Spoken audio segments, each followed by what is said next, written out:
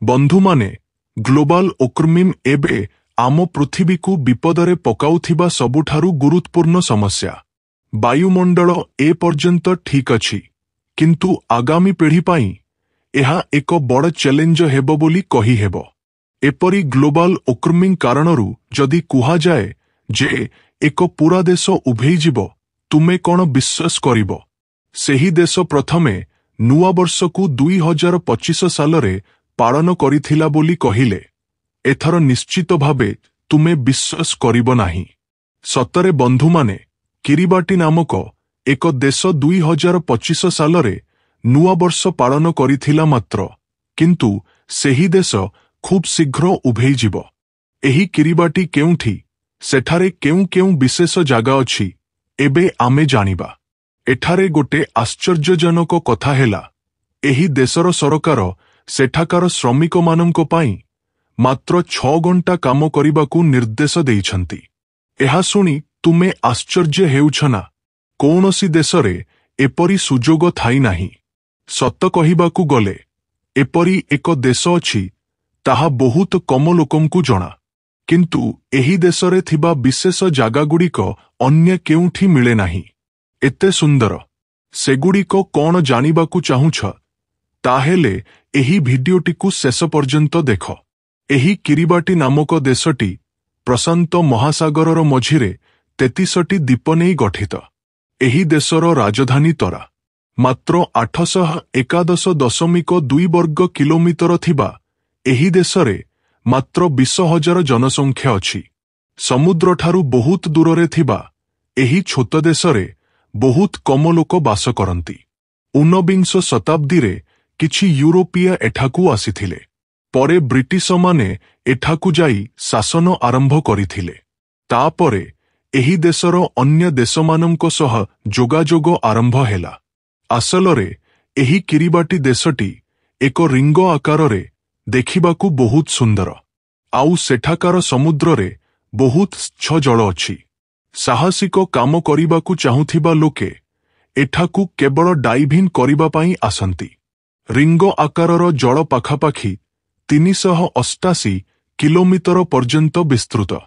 ସତ କହିବାକୁ ଗଲେ କେହି ଠିକ୍ ଭାବେ କାଟି ତିଆରି କରିଥିବା ପରି ଲାଗେ। ମୁଖ୍ୟତଃ ଏଠାକୁ ଆସୁଥିବା ଲୋକେ ସେଠାକାର ପ୍ରକୃତି ଓ ଜଳକୁ ଦେଖି ଶାନ୍ତ ଭାବେ ଉପଭୋଗ କରିବା ପାଇଁ ଆସନ୍ତି।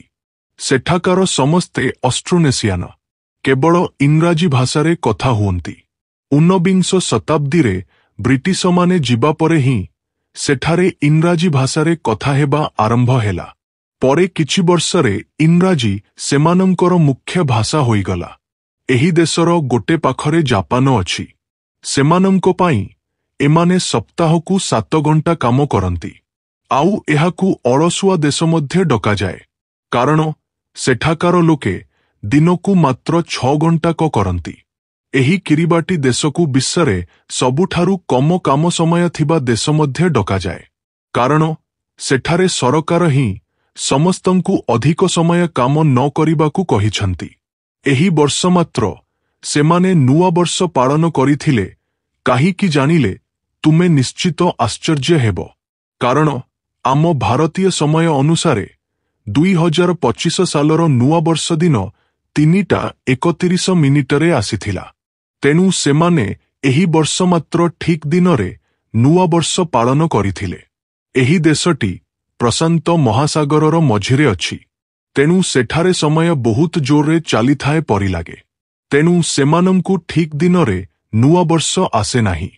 ବ୍ରିଟେନର ରେକର୍ଡ ଅନୁସାରେ 1999 ସାଲରେ ଏହି ଦେଶକୁ 2ଟି ଦ୍ୱୀପରେ ଭାଗ କରାଯାଇଥିଲା।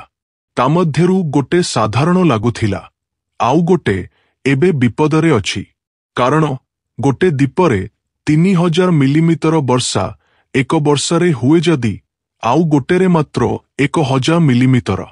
ଏହା କାରଣରୁ ଗୋଟେ ଦ୍ୱୀପରେ ଅନାବୃଷ୍ଟି ସମସ୍ୟା ଦେଖାଯାଏ। ପୂରା ବର୍ଷ ତରିଆ ଦ୍ୱୀପରେ 27ରୁ 32 ଡିଗ୍ରୀ ତାପମାତ୍ରା ରହେ।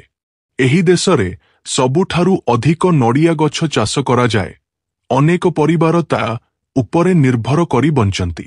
କିନ୍ତୁ ବର୍ଷା କମ ହେବା କାରଣରୁ ଗୋଟେ ବର୍ଷ ଅଧିକ ଲାଭ ହେଲେ ମଧ୍ୟ ଆଉ ଗୋଟେ ବର୍ଷ କମିଯାଏ।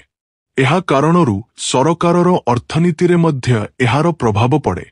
ସମୁଦ୍ର ପାଖରେ ଥିବା କାରଣରୁ ମାଛ ସେମାନଙ୍କର ପ୍ରଥମ ଖାଦ୍ୟ, ଆଉ ତୃତୀୟଟି ନିଶ୍ଚିତ ଭାବେ ନଡ଼ିଆ ବୋଲି କହିହେବ।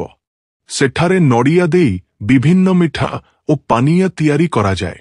ଏହି ଦେଶରେ କଦଳୀ, ମିଠା ଆଳୁ ପରି ଗଛ ଆଦ ବଢ଼େ ନାହିଁ। ସେଠାକାର ଲୋକେ ଅଧିକାଂଶ କୁକୁଡ଼ା ଓ ଶୁଅର ପାଳନ୍ତି। ଏହାସବୁ ସେହି ଦେଶ ବିଷୟରେ ପୂର୍ଣ୍ଣ ତଥ୍ୟ। କିନ୍ତୁ ଏବେ ଏହି ଦେଶ କାହିଁକି ବିପଦରେ ଅଛି ତାହା ଜାଣିବା। ଏତେ ସୁନ୍ଦର ଦେଖାଯାଉଥିବା ଏହି ଦେଶ ଏବେ ଯେଉଁ ପ୍ରଧାନ ବିପଦର ସମ୍ମୁଖୀନ ହେଉଛି ତାହା ହେଲା ଗ୍ଲୋବାଲ ୱାର୍ମିଂ। ବୈଜ୍ଞାନିକମାନେ ସେଠାକାର ବାୟୁମଣ୍ଡଳ ମାଧ୍ୟମରେ ଆଗରୁ ମୂଲ୍ୟାୟନ କରିଛନ୍ତି ଯେ 2100 ସାଲ ସୁଦ୍ଧା ଏହି କିରିବାଟି ଦ୍ୱୀପଗୁଡ଼ିକ ନିଶ୍ଚିତ ଭାବେ ଉଭେଇଯିବ। ଏହା ମାତ୍ର ନୁହେଁ, ସେଠାରେ ଲୁଣିଆ ଜଳ ଅଧିକ ଥିବା ଓ ବର୍ଷା ନ ହେବା ମଧ୍ୟ ସେଠାରେ ରହୁଥିବା ଲୋକଙ୍କ ପାଇଁ ବଡ଼ ସମସ୍ୟା ହୋଇଛି। ସେହି ଲୁଣିଆ ଜଳ କାରଣରୁ କୃଷି ପାଇଁ ଚାଷ କରାଯାଉଥିବା ନଡ଼ିଆ ଗଛଗୁଡ଼ିକ କ୍ଷତିଗ୍ରସ୍ତ ହେଉଛି। ସେଗୁଡ଼ିକର ବୃଦ୍ଧି ବହୁତ କମିଯାଇଛି। ଏହା ସହିତ ବାୟୁମଣ୍ଡଳରେ ବଡ଼ ବଡ଼ ପରିବର୍ତ୍ତନ ଗୋଟେ ଦିନରେ ଆସିଯାଏ। କେତେବେଳେ ଝଡ଼ ଆସିବ, କେତେବେଳେ ସାଧାରଣ ରହିବ ତାହା ବୁଝାଯାଏ ନାହିଁ। ଥରେ ଝଡ଼ ଆସିଲେ ନିଶ୍ଚିତ ଭାବେ ତାହା ପୁରା ଦେଶକୁ ପ୍ରଭାବିତ କରି ନଡ଼ିଆ ଗଛଗୁଡ଼ିକୁ ନଷ୍ଟ କରିଦିଏ। ସମୁଦ୍ର ସ୍ତରରେ ପରିବର୍ତ୍ତନ କାରଣରୁ ସେମାନଙ୍କର ତୃତୀୟ ଅର୍ଥନୈତିକ ଉତ୍ସ ମାଛ ମଧ୍ୟ ଠିକ୍ ଭାବେ ମିଳୁନାହିଁ। ସେମାନଙ୍କର ଅର୍ଥନୀତି କ୍ଷତିଗ୍ରସ୍ତ ହୁଏ। ଏହି କିରିବାଟି ଦ୍ୱୀପଗୁଡ଼ିକୁ 1960 ଦଶକରେ ଆମେରିକା ଓ ବ୍ରିଟେନ ପରମାଣୁ ଅସ୍ତ୍ର ପରୀକ୍ଷା ପାଇଁ ବ୍ୟବହାର କରିଥିଲେ। ସେହି ଦ୍ୱୀପଗୁଡ଼ିକରେ ସବୁଠାରୁ ଉଚ୍ଚ ଜାଗା ହେଲା ବାନାବା। ଏହା 87 ମିଟର ଦ୍ୱୀପ ଅପେକ୍ଷା ଉଚ୍ଚ। ଏହି ଉଚ୍ଚ ପାହାଡ଼ରେ ହିଁ ଅଧିକ ଜଙ୍ଗଲ ଅଛି। କିନ୍ତୁ 1969 ସାଲରେ ଖଣିଜ ସମ୍ପଦ ଖୋଳା କାରଣରୁ ତାହା ପୂରାପୂରି ନଷ୍ଟ ହୋଇଗଲା। ସେଠାରେ ବାକି ଦ୍ୱୀପଗୁଡ଼ିକ ସମସ୍ତେ ସମୁଦ୍ର ସ୍ତର ଅପେକ୍ଷା ମାତ୍ର 26 ଫୁଟ ଉଚ୍ଚତାରେ ଅଛି। ସମୁଦ୍ର ସ୍ତରରେ ପରିବର୍ତ୍ତନ ହେଲେ ସେଠାକାର ସମସ୍ତେ ଅସୁବିଧାରେ ପଡ଼ନ୍ତି।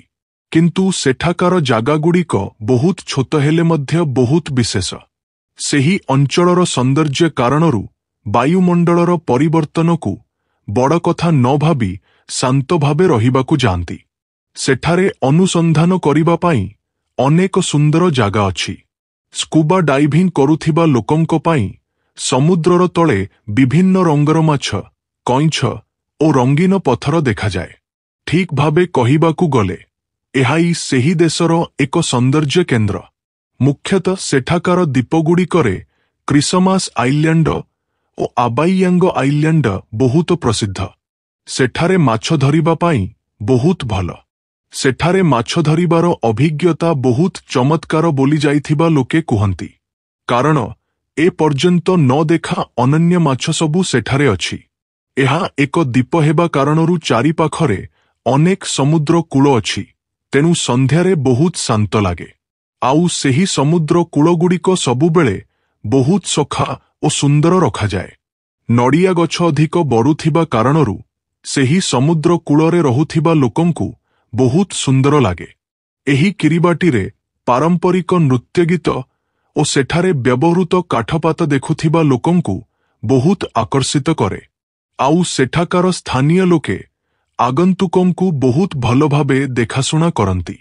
ସେମାନଙ୍କର ଆତିଥ୍ୟ ବହୁତ ବନ୍ଧୁତ୍ୱପୂର୍ଣ୍ଣ ହେବା କାରଣରୁ ସେଠାକୁ ଯାଇ ରହୁଥିବା ଲୋକଙ୍କୁ ସେଠାକାର ଲୋକେ ମଧ୍ୟ ପସନ୍ଦ ହୁଅନ୍ତି।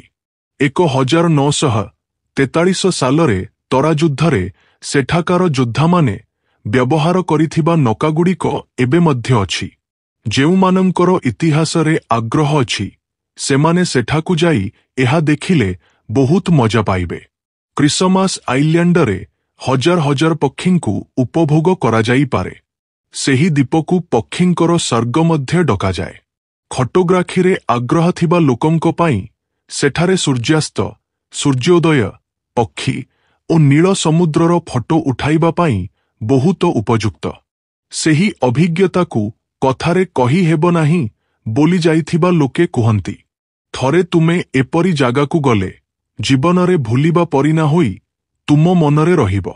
କିନ୍ତୁ ଗ୍ଲୋବାଲ ୱାର୍ମିଂ କାରଣରୁ ସେଠାରେ ବାୟୁମଣ୍ଡଳରେ ଆସୁଥିବା ପରିବର୍ତ୍ତନ ପାଇଁ ସରକାର କଡ଼ା ନିୟମ ଲାଗୁ କରି ସବୁବେଳେ ସଫା ଓ ସୁନ୍ଦର ରଖିବାକୁ ଚେଷ୍ଟା କରୁଛନ୍ତି।